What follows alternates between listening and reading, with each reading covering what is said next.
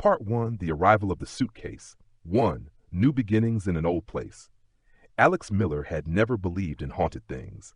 Haunted houses, haunted dolls, haunted mirrors. Ghost stories were fine for movies, but real life? No way. Which made it all the more ironic that he was moving into the creepiest house he'd ever seen. The boarding house stood alone at the end of Willow Street, hidden behind overgrown hedges and a wrought iron gate that groaned every time it swung open. Its exterior was a patchwork of peeling paint and weather-beaten wood, with moss crawling up the sides like fingers trying to pull it back into the ground.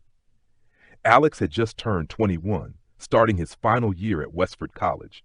His previous apartment had been shut down due to black mold. The only available place near campus was this old boarding house owned by a reclusive man named Mr. Hargrove, a man who only accepted cash and didn't ask too many questions. "You'll be in the attic room," Mr. Hargrove had said, handing Alex a tarnished brass key. It's a little dusty, but quiet. You'll have privacy." The attic room was exactly what you'd expect. Dim, musty, with slanted ceilings and exposed wooden beams. A single bulb hung from a wire in the center of the ceiling, flickering like it couldn't decide whether to live or die. There was an old wardrobe, a small bed with a sagging mattress, and a dusty desk pushed against the far wall. But what caught Alex's eye was the boarded-up wall panel behind the wardrobe. 2. Something hidden. He didn't notice it at first. The wardrobe was heavy and hadn't been moved in years. But while rearranging the furniture that evening, Alex accidentally nudged it, revealing a section of wall that didn't quite match the rest. Curiosity gnawed at him. He grabbed a screwdriver from his toolbox and pried at the edges. The boards groaned in protest, but eventually gave way, revealing a hidden recess, a small cavity in the wall, just big enough to store something. Inside was a suitcase, old, dusty, and brown, with tarnished silver clasps and leather straps worn to the point of tearing. There were no markings, no name tags, no initials. Alex pulled it out and set it on the bed. He half expected moths or rats to come crawling out. But nothing happened. He popped the latches. The suitcase creaked open. It was empty, or so it seemed at first. But when he reached inside, his hand just kept going and going. His arm sank deeper than the depth of the suitcase should allow, far deeper. What the hell? He grabbed a flashlight from his nightstand and pointed it inside. Blackness, endless blackness. Not the usual darkness of an empty suitcase, but something deeper, like staring into a well that had no bottom. He dropped the flashlight inside. No sound. No thud. It was just gone. 3. Olivia's visit. The next morning, Alex called his best friend, Olivia Grant, and told her what had happened. "Are you high?" she asked. "I swear, Liv, you have to see this thing." 2 hours later, Olivia arrived with coffee, wearing her signature combat boots and leather jacket. "You look like you haven't slept." "I haven't," Alex admitted. There were sounds, I think coming from the suitcase. They stood over the suitcase together. It still sat on the bed, unmoving, innocent. Olivia leaned in. "You're kidding, right? Watch." Alex picked up a pencil from the desk and dropped it in. Gone. No sound? Olivia blinked. "Where did it go?" "Exactly." They tried again, first with a spoon, then a book. Each time the object vanished into the darkness without a trace.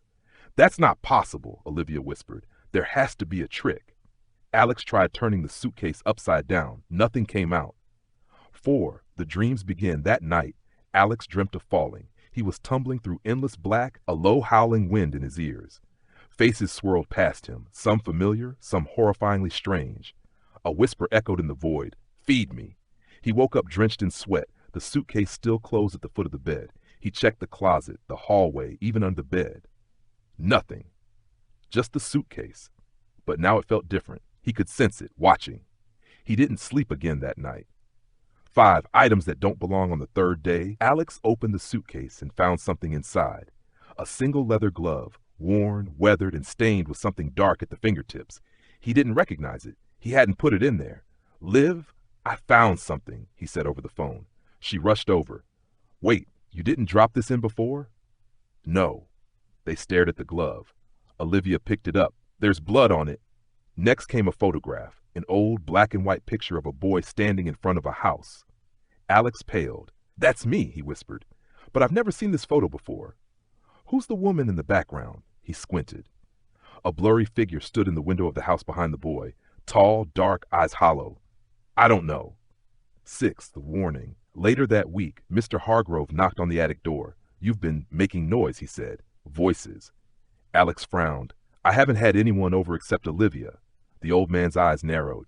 Did you open it? Alex froze. Open what?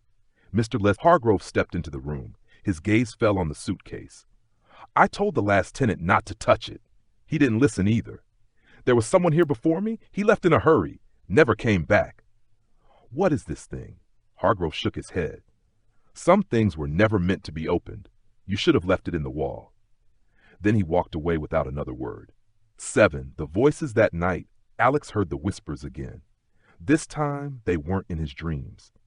They came from inside the suitcase. We see you. Feed us. Pull us through. The suitcase trembled. The clasps rattled. A cold wind blew across the room, though the windows were shut. Alex backed away. The darkness inside the suitcase shimmered like oil in water. For a split second, he saw an eye, huge, unblinking, peering up at him. He slammed the suitcase shut. The rotten apple. The next morning, Alex found a new item inside. A rotten apple, soft, collapsing in on itself, with a clear bite mark. The inside was black. Flies buzzed around it even though the room had no windows open. Olivia recoiled. This is messed up. We have to get rid of it. They tried throwing the suitcase into the river. It came back, left on the porch an hour later, soaking wet but unopened. They tried burning it. The fire was sucked inside, along with half the firewood pile. Nothing touched it. Nothing changed it. 9. The decision. I think it wants something, Alex said. Don't feed it, Olivia cried. But what if it's already feeding? Alex whispered. What if it's feeding on me? He looked pale, hollow-eyed. Olivia was scared for him. Promise me you'll leave it alone. I don't think I can. 10. The final line of the beginning. Later that night, Alex sat cross-legged in front of the suitcase. He stared into it. The void pulsed slowly, like it was breathing. He picked up a mirror and lowered it inside. He expected it to vanish. But something caught it. He saw something move in the reflection, a face like his own, but twisted, smiling unnaturally wide. From behind him, a voice whispered, You opened it. Now it opens you. Alex turned. No one there. The suitcase sat still, as if nothing had happened. But it had. Part 2. The Suitcase Hungers. 1. Alex's Decline. The Alex that Olivia once knew was beginning to disappear. It started slowly. He stopped answering texts, skipped class, let his hair grow wild, and had the look of someone who hadn't slept in weeks. His room was a wreck. The bed was untouched. The suitcase sat in the middle of the floor like a shrine, surrounded by candle stubs and ash circles. When Olivia finally barged in after 2 days of silence, she was horrified by what she saw. Alex, she shouted. He turned slowly, eyes bloodshot and distant. You shouldn't have come. You look awful, she whispered. What's going on with you? It's not a suitcase, he muttered. It's a mouth. A mouth. It eats things. It likes dead things better. She stepped closer and smelled it. Burnt wood, old blood, rot. She spotted the remains of a dead rat, matted and stiff, next to the suitcase. Tell me you didn't put that in there. I didn't have to. It wanted it. 2. Researching the impossible. Terrified, Olivia dragged him out of the house and took him to the campus library. There they dug through newspaper archives and folklore texts. She refused to let him go back to that room until they found some explanation. They stumbled upon an old article from 1923. Famous illusionist disappears mid-performance. Elias Vane, the enigmatic magician known for his act The Infinite Space, vanished on stage during a routine involving a mysterious suitcase. Witnesses report a sudden gust of wind and screams from within the case itself before Vane disappeared entirely. Alex stared at the yellowed photo. That's the same suitcase. It can't be, Olivia said, though her voice trembled. That was 100 years ago. They found more. In a rare, out-of-print book titled The Space Beneath, they read of ancient legends, of voids between worlds, hungry and intelligent, waiting to be opened. The vessel is the key. It must be fed. When it is full, it opens. Alex whispered, It's not haunted. It's alive. 3. Professor Langford. Desperate for real answers, Olivia sought out Professor Malcolm Langford, an eccentric but brilliant folklore expert who taught part-time at Westford. He had an obsession with dark artifacts and cursed objects. When they showed him a photo of the suitcase, he paled. You found this? He asked, his voice trembling. Alex nodded. Professor Langford locked the door to his office. This is not just a myth. I've seen it before. A traveler in 1971 came through this town with it. He stayed one night at the old boarding house. No one ever saw him again. He pulled out a sketch of symbols. This object is a gateway, like a mouth, yes, but also a tunnel. It connects to a realm outside time, a place we shouldn't even know exists. Alex whispered, I've seen it in my dreams. Langford nodded solemnly. Then you're marked. Can we destroy it? Langford shook his head. No, but you can bind it, contain it if you act quickly before it decides it wants more than just objects. 4. Feeding time. That night, Alex broke the promise he'd made to Olivia. He fed it again. First, an old pair of shoes, then a framed photo of his family, then a dead bird he found outside. The suitcase accepted each item greedily, but it wasn't enough. The whispers grew louder. The darkness inside shimmered more violently. The eye returned, watching him, blinking slowly like it was waking up. Then he heard a voice from deep within. Something living, something warm. The next morning, the neighbor's cat was gone. Olivia confronted him. What did you do? It needed more, he said, and it gives back. What? He showed her a small coin he pulled from the suitcase. Gold, old, with strange runes on its surface. This wasn't mine. It's paying me back. Olivia slapped it from his hand. This isn't a gift, it's bait. 5. The mirror ritual. Professor Langford gave Olivia a ritual, an old containment incantation meant to sever ties between cursed objects and the living. But it required a mirror, a drop of blood, and the victim's consent. Alex refused. I don't want to close it, he said. I want to see where it leads. You're being controlled, Olivia insisted. No, I'm finally awake. That night, Olivia snuck into his room while he was out and tried the ritual herself. She placed the mirror over the suitcase, dropped her blood onto the glass, and began the chant. The suitcase roared. Wind exploded from it, blowing books and candles across the room. The mirror cracked. Olivia screamed as a dark hand reached up from the void, grabbing her wrist. Cold, endless cold. Alex stormed in, shoved her away, and slammed the suitcase shut. Don't ever touch it again, he growled. You saw it, she cried. There's something in there. Yes, he whispered, and it's beautiful. 6. The unseen room. Alex stopped sleeping in his bed. He dragged his blankets to the floor and slept beside the suitcase, one hand resting on its lid like a lover. The dreams became clearer. He walked endless corridors of stone and bone. Tall, black obelisks loomed in the distance. Shadows whispered his name. He heard laughter echoing through the fog. One night, the suitcase opened by itself. Alex awoke to find his room completely dark. The bulb had shattered. He reached into the suitcase. His hand didn't sink. This time it found something, a key, long, silver, and ice cold.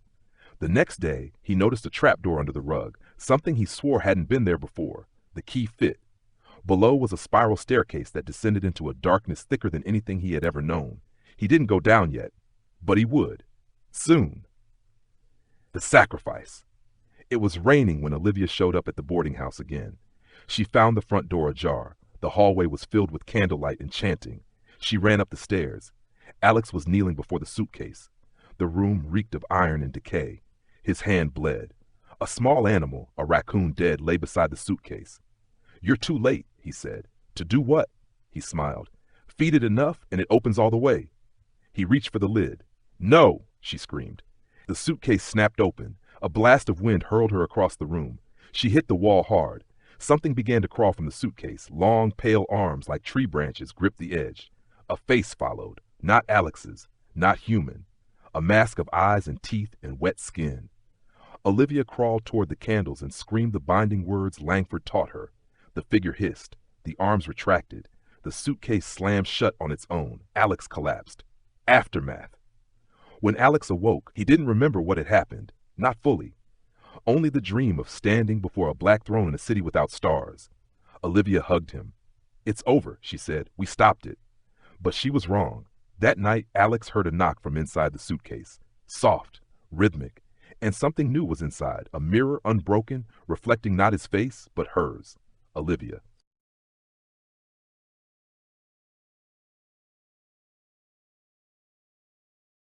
Part 3, The Final Descent.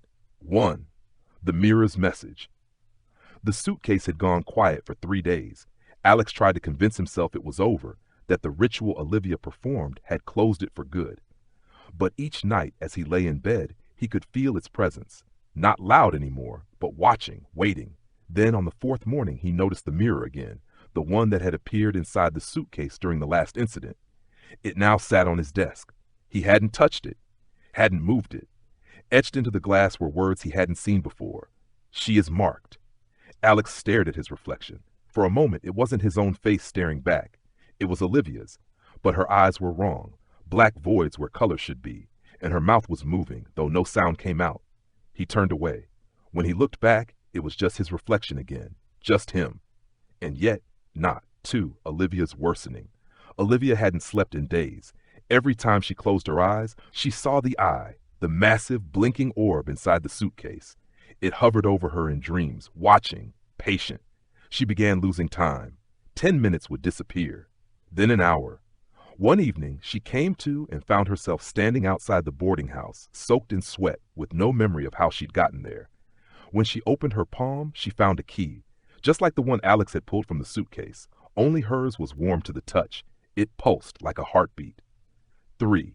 Professor Langford's warning. Olivia returned to Professor Langford's office in desperation. He looked worse than before, sunken eyes, unshaven, surrounded by piles of ancient books.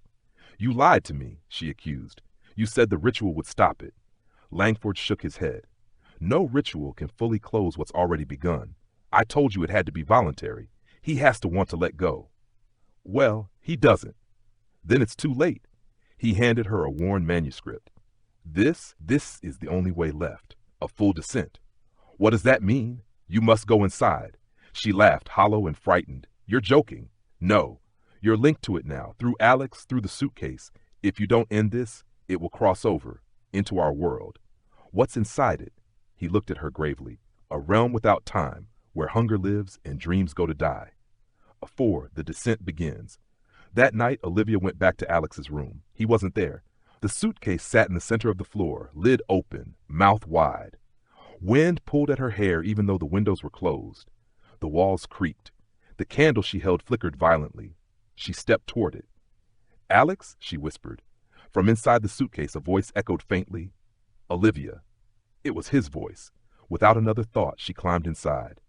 5. The dark world. There was no falling, just a shift like blinking and suddenly being somewhere else. Olivia stood in a city of shadow. Towering obelisks surrounded her. The sky was a swirling dome of gray and black, lit by no sun. The ground was made of smooth black glass that reflected her footsteps. Everywhere there was silence. Until the whispering started. It came from all directions in countless voices. She walks. She brings the key. She will open the gate. She moved forward, drawn to the center of the city where a massive structure loomed, an altar carved from bones. At its base stood Alex. But he was changed. His eyes were completely black. Veins pulsed along his arms. His voice echoed, layered with something otherworldly. You came, he said. Alex, come back, please. He smiled, but it was empty. I belong here now. 6. The throne of hunger. Alex turned toward the altar. Behind it, a throne rose into the mist. Sitting upon it was a figure wrapped in shifting shadows, faceless, silent, breathing. Olivia fell to her knees as a wave of despair crashed over her. She couldn't think, couldn't move. Alex extended his hand. Give me the key. She realized then that the key was no longer in her pocket. It was in her hand. It had been there all along. No, she said. You need to come back with me. I can't, he said softly. But you can stay. It wants you. It's always wanted you. Suddenly, the whispers turned to screams. The ground cracked beneath her feet. Dark shapes began to rise from the glass, shadowy humanoid forms with featureless faces and jagged mouths. They encircled her. 7. The final choice. Olivia clenched the key tightly. It burned her palm. In her heart, she knew what she had to do. She stepped forward and pressed the key against Alex's chest. He gasped. Light burst from the wound. The blackness in his eyes flickered. It's not your home, she cried. Come back. Remember who you are. A ripple of energy surged from the altar. The shadows screamed. The throne shattered into fragments of bone. The sky cracked open above them. Alex collapsed. He looked up at her, eyes human again. Liv? She smiled through tears. You're okay. But then the suitcase appeared beside them, rising from the ground like a maw. It was angry, hungry. It pulled at everything: air, light, sound. Alex looked at her one last time. "You have to go." "No." He pushed her backward. She fell into the swirling vortex. As the darkness closed around her, she heard him say, "I'm sorry." About 8. Waking up, Olivia awoke on the floor of the attic room. The suitcase was shut, completely still. She rushed forward, opened it. Empty. No wind, no whispers, no Alex. Just a folded note at the bottom. She picked it up with trembling hands. "Thank you for waking me up. Take the suitcase far away. Never open it again." Alex 9. 1 year later, Olivia left Westford. She moved to the coast. Started over. She kept the suitcase locked in a storage unit under concrete and chains, sealed with wax and symbols given to her by Langford. Sometimes she dreams of the Black City. Sometimes she hears Alex's voice in the wind. And sometimes, late at night, she gets the feeling the suitcase isn't in storage anymore, that it's already in her house, waiting. The end.